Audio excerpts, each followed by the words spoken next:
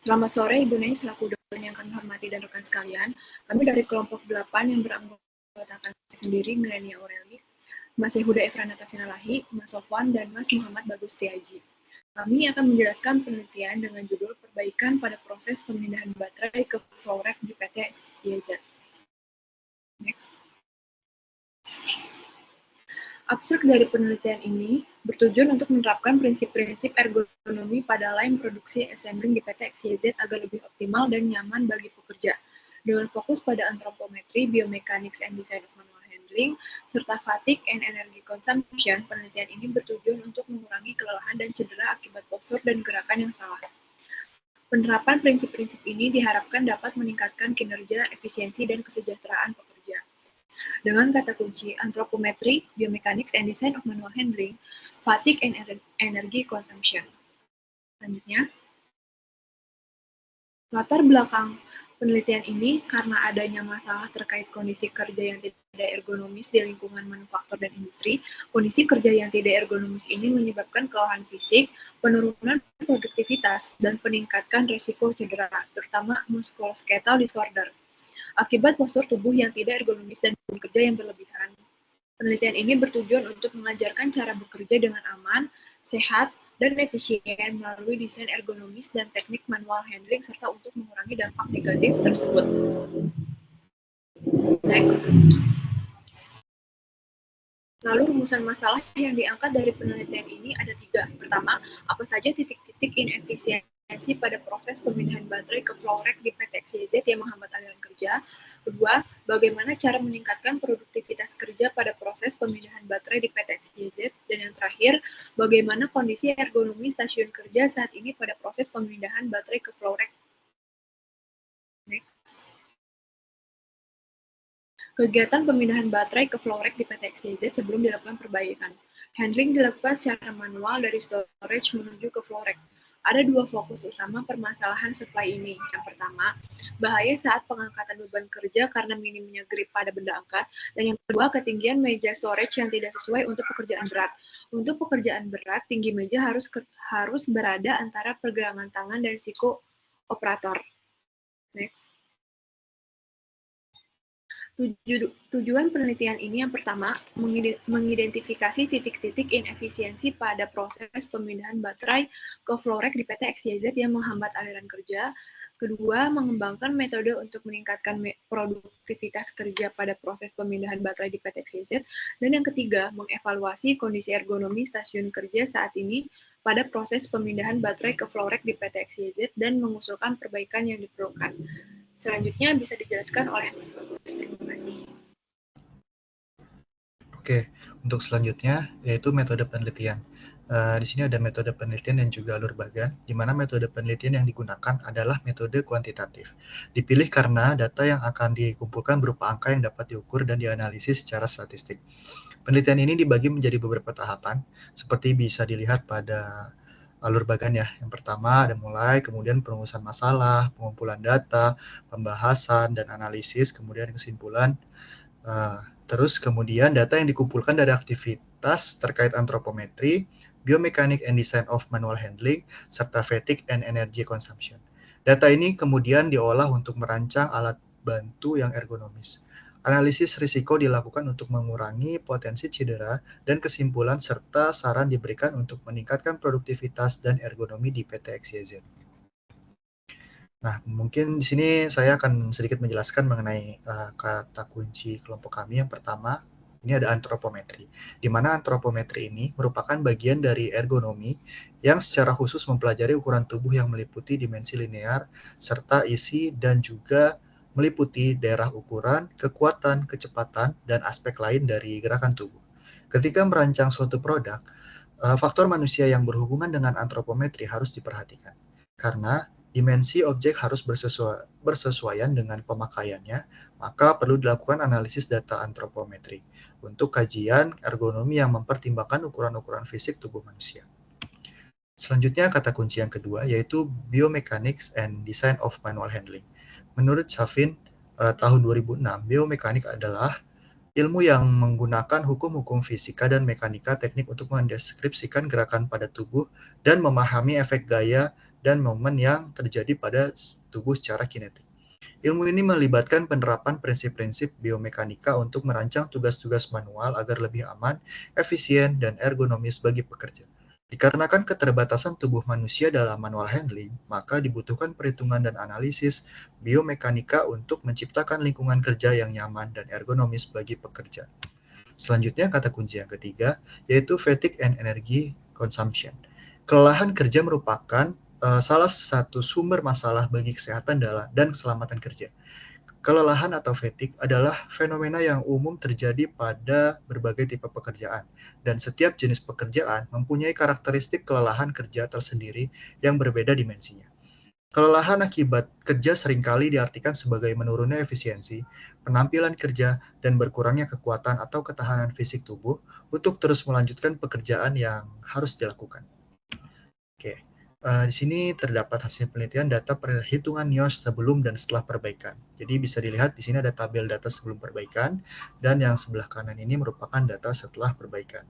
Dan kemudian dapat dilihat kesimpulan dari nilai lifting index sebelum dan setelah perbaikan, di mana yang kita ketahui nilai lifting index itu standar di angka 1. Apabila data sebelum perbaikan ini dapat dilihat lifting index-nya posisi berdiri dan posisi jongkoknya itu lebih dari 1, maka termasuk ke dalam kategori berbahaya. Kemudian data yang sesudah perbaikan, ini lifting index-nya bisa dilihat untuk posisi berdiri dan posisi jongkok itu sudah kurang dari 1. Dapat diartikan ini termasuk dalam kategori yang aman. Oke, mungkin untuk selanjutnya bisa dijelaskan oleh Mas Yuda. Baik, terima kasih Mas Bagus. Berikut teknik pengumpulan data yang mana kami menggunakan aplikasi Rapid Antibody Assessment yaitu REBA. Dengan bantuan REBA ini dapat mempermudah peneliti sebagai langkah awal untuk menilai postur tubuh pekerja dan tenaga yang digunakan, tipe dari pergerakan pekerja tersebut. Di mana pada metode REBA berdiri sekarang itu kami mendapatkan poin ke-7, yang mana itu termasuk medium yang resikonya medium dan juga butuh investigasi dan perubahan segera. Next. Yang selanjutnya ada REBA jongkok yang sekarang itu di mana pada posisi ini mendapatkan poin 9 yang mana itu cukup tinggi resiko yang didapat dan juga membutuhkan investigasi dan juga membutuhkan implementasi segera. Next.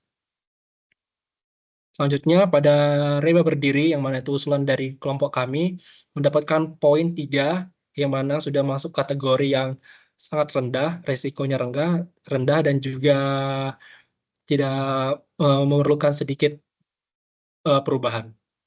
Next. Selanjutnya ada REBA jongkok di mana usulan dari kelompok kami sudah mendapatkan poin 4 yang sudah sangat cukup dengan risiko yang didapat medium. Next. Berikut data perbandingan fatigue sebelum perbaikan dan setelah perbaikan, di mana untuk berdasarkan hasil perhitungan yang didapat, nilai R pada kegiatan sebelum perbaikan adalah minus 1,35, serta nilai break time yang didapat yaitu 4,05. Nah, untuk kegiatan setelah perbaikan didapat nilai R untuk operator 1 dan operator 2, yang mana minus 2,52 dan minus 2,75. Dan nilai break time-nya minus 7,58 dan minus 8,25. Sehingga untuk kegiatan pemindahan baterai ke flow rack sampai dengan repetisi 20 kali sebelum memerlukan istirahat. Next. Berikut kegiatan proses pemindahan baterai ke flow rack di PT XYZ setelah dilakukannya perbaikan, di mana agar proses kerja meningkat secara keamanan dan kesehatan, maka dilakukan 2 perbaikan. Yang pertama, pembuatan jembatan transfer untuk mempermudah proses supply dan mengurangi tingkat bahaya. Yang kedua, modifikasi meja storage baterai menjadi adjustable yang memungkinkan meja bisa disesuaikan antara persentil 5 hingga persentil 95. Next. Berikutnya, kegiatan proses pemindahan baterai akan dilanjutkan oleh Mas Sofwan. Terima kasih. Iya, terima kasih Mas Yuda. Baik, kami lanjutkan bahwa di sini kita bisa lihat kegiatan proses pemindahan baterai ke flow rack di PT XYZ setelah dilakukan perbaikan itu, ini adalah gambaran level paling rendah atau minimum ekstrimnya. di mana di poin 1 itu adalah jembatan transfernya, dan di angka 4 itu ada jack adjusternya.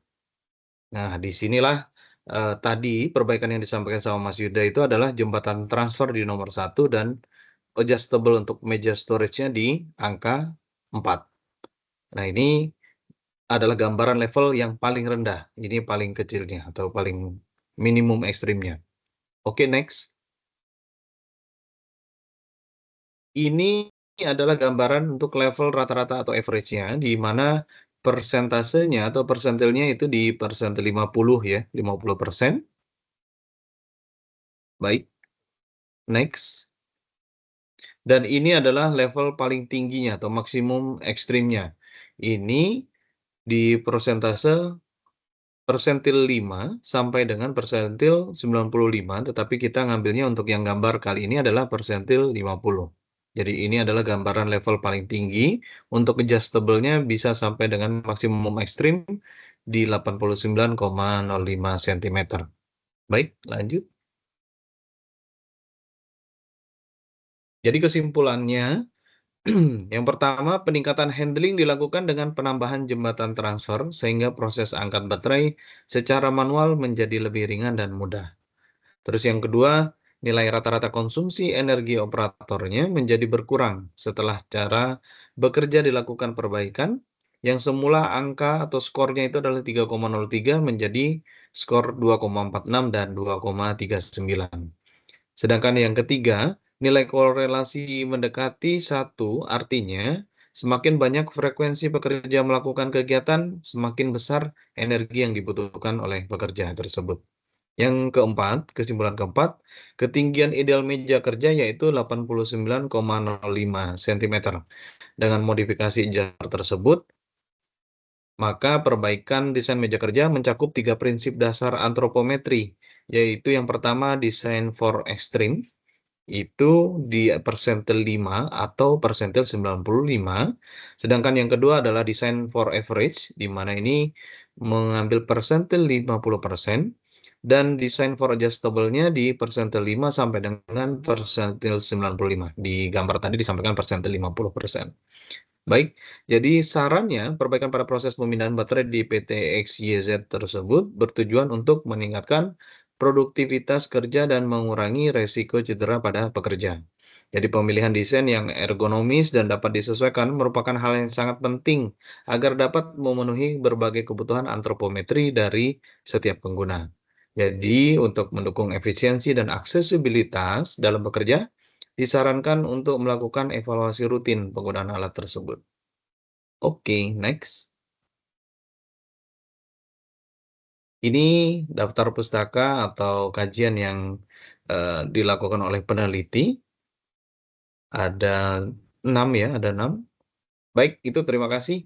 Mungkin itu saja dari kelompok kami terkait pembahasan atau penelitian artikel tersebut. Dan kurang lebihnya kami sampaikan mohon maaf. Setidaknya mohon masukan jika kalau ada kekurangan atau kesalahan. Terima kasih. Selamat sore.